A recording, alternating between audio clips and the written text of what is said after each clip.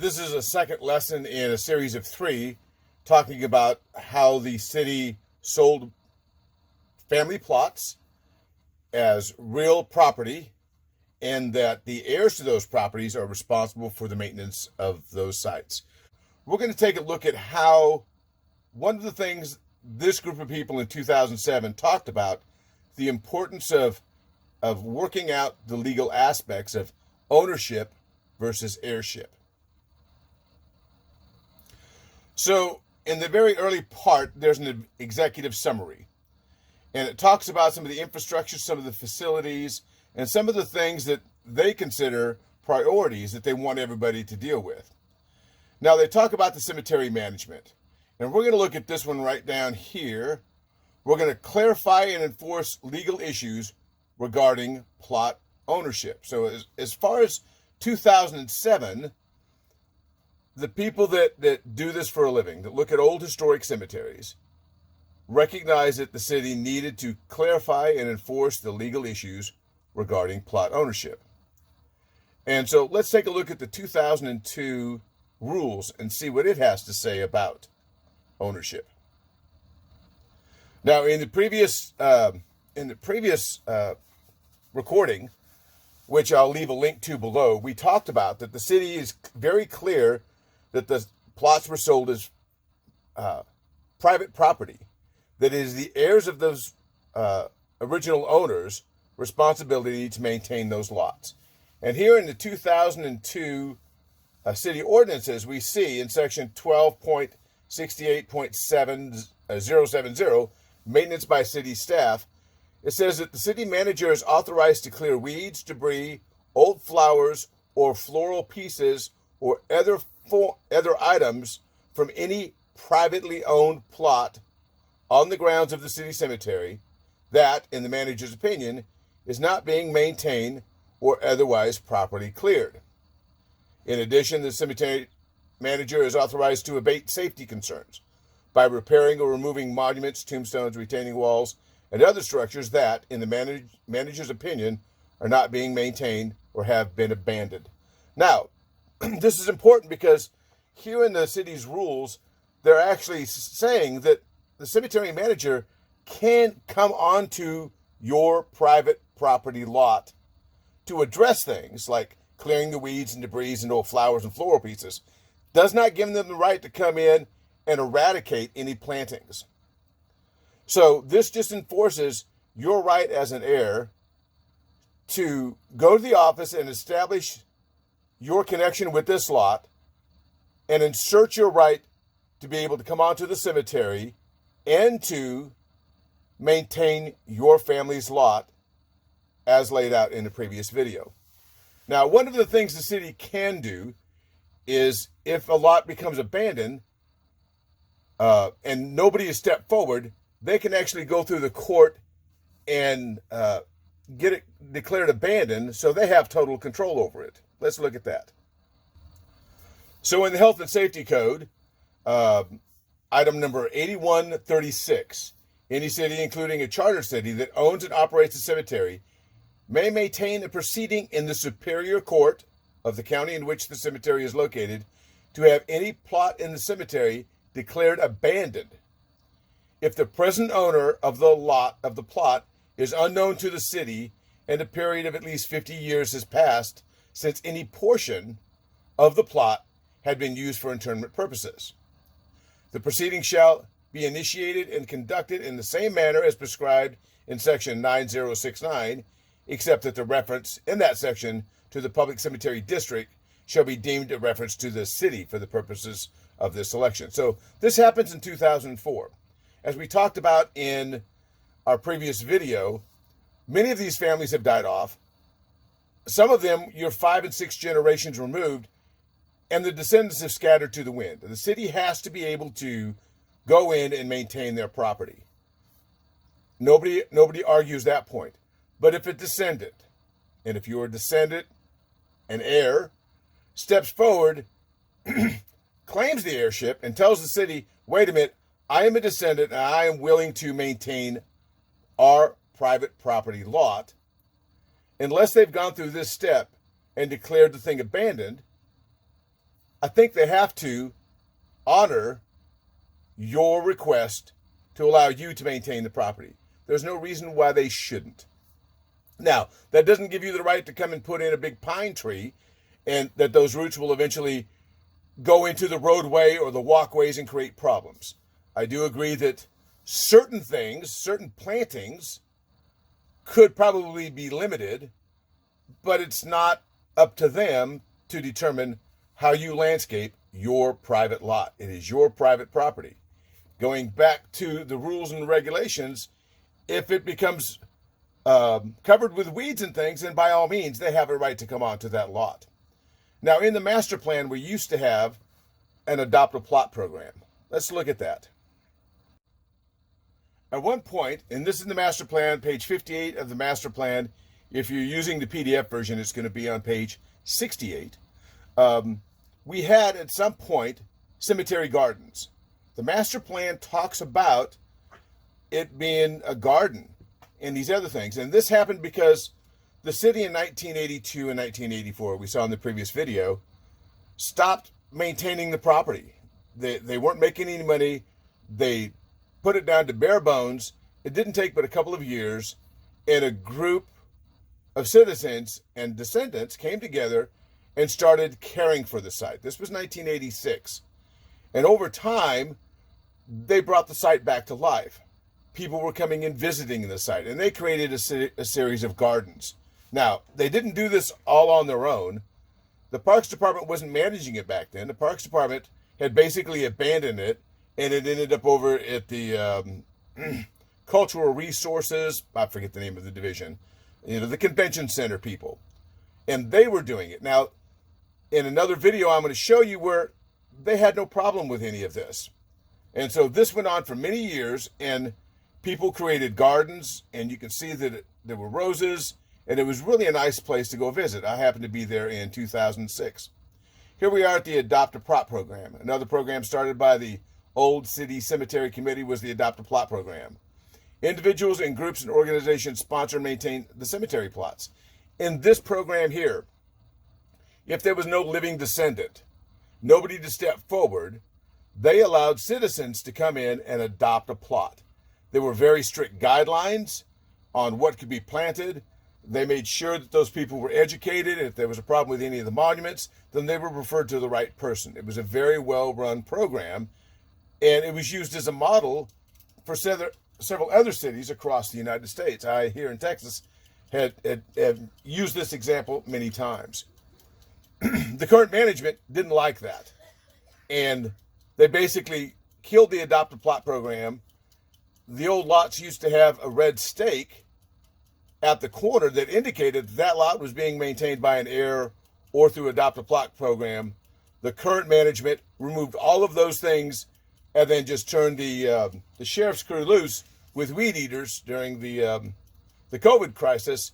They stopped watering, told people they couldn't use the city's water to water their private lots, and have eliminated the majority of the gardens out there. There still are a few that are being maintained, and we're questioning why some people are being treated one way and other people's are being treated another way. So how do we fix it? Well, the simple fix is that the city can and should post at the cemetery, online on their website, and incorporate into their city code a simple statement that says it is the family's responsibility to ensure their rights of ownership or heirship are up to date at the cemetery office. The problem you have now is the people at the cemetery office, again, dating back to 1849, so we are easily close to 7 generations removed from the people who bought the original lots from 1849. I would assume that in the 1870s and 80s was probably the peak when the cemetery reached its maximum size. And so we're probably only 5 or 6 generations removed here. The city needs to know who the owners of the lots are or the heirs of those lots. The city acknowledges it is the heir's responsibility to do that. So heirs should be able to go to the office and file a form with them saying, I am the heir, I'm a descendant of this family, and I want to maintain this family's lot. I'm going to put a stake out there. Please do not enter onto my lot unless there are weeds and other things. Then they have the right to do that. Other than that, stay the hell off of my lot. Do not come in. Do not cut anything down. If there's a problem, there should be a process by which there's a discussion, and not just blanket authority by somebody who has no experience in horticulture, arboriculture, or any other thing, coming in and eliminating people's gardens.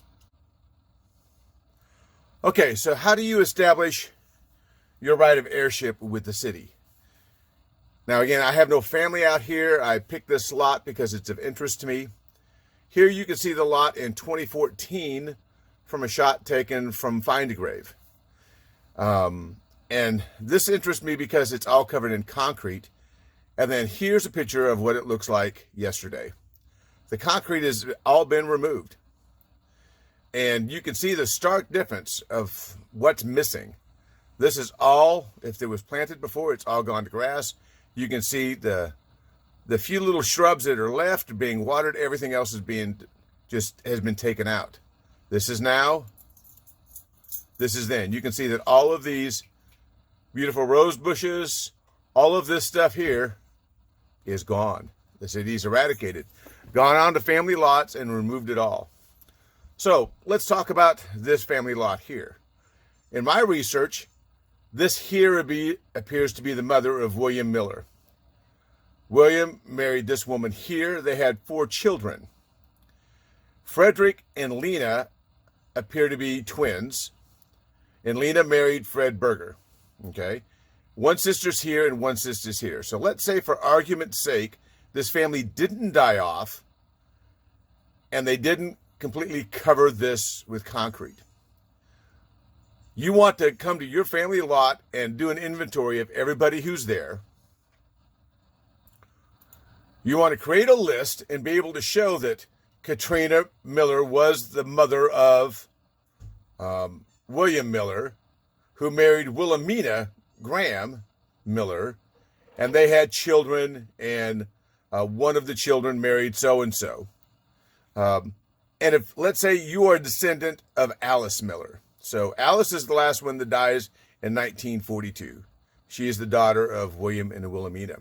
You want to trace your family line from as many people in that lot down through your grandparents, great-grandparents, your parents to yourself, to show that you are a descendant, you are an heir of this thing, therefore you have a right to maintain that property. Now, some of the tools you can do, go to familysearch.org, and you can get the census records. And so this is the census record for Mr. Berger. Here, you can see that he's married. He's living in Sacramento. He was an engineer by trade. His wife's name is Lena. She's 32. She's from Germany. Other people are on record is Alice. Alice Miller's actually living with her sister at this point. And so all of these can help you identify your relationship to this lot. Again, the census records, familysearch.org. I looked up William F. Miller, Sacramento, born in Germany, wife Wilhelmina. Again, she's there at the cemetery. There's Mary and Alice. So here's Alice here. Here's Mary, and here's Frederick. And so he gives them their age and what year they're at. In some cases, you can even find out where they were living. Frederick Berger, interesting enough, lost a leg and he had an amputation, and they buried his leg on the lot in June 22nd.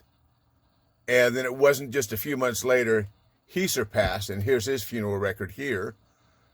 And so in August. So you can see that you find some really cool stuff here. This guy was living at 2201 O Street.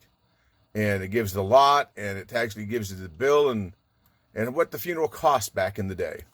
So any of this documentation that you can find is going to be helpful for the city to flesh out their records. The city should not be fighting you on this. You are working in partnership with the city to help fill up their documentation. So it's not an adversarial type of thing. It's just a matter of business. You're going to come in to the city and you're going to go, I am a descendant of this lot. Here's my lineage. I wish to insert my right of heirship to maintain this property. And in doing so, please respect my right and do not enter onto my property and remove empty plantings. Now, obviously you cannot just plant a big pine tree or something that's going to grow and invade onto other people's property. There has to be some give and take on this, but that's a matter for another discussion. It shouldn't be a totalitarian rule where whatever the cemetery manager says is law. It doesn't apply. This is private property. It's your family's private property. As an heir, you have a right to maintain it.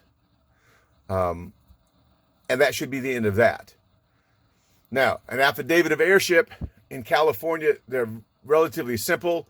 I haven't found a good example yet. If you get to that point, contact me. I'll put my contact below.